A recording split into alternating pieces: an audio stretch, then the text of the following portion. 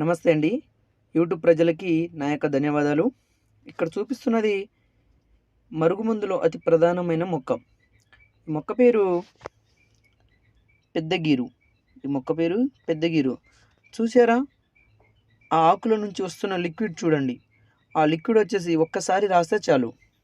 ఒక్కసారి రాస్తే చాలు. బట్టలకైనా, చెప్పులకైనా, మన కాళ్ళ అడుగు భాగంలో అయినా, మన శరీరంలో ఏ చోటునైనా తగిలేటట్టు పూసినా చాలు.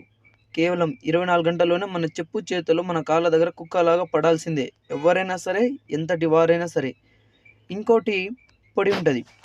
పొడి తినే తాగే వస్తువులలో దేంట్లో పెట్టినా చాలు. కేవలం 24 గంటల్లోంచి 3 రోజుల వరకు మన చెప్పు చేతులు మన కాళ్ళ దగ్గర కుక్కలాగా పడాల్సిందే. ఇది అసలు దేనికి వాడాలి? ఎవరికి వాడాలి?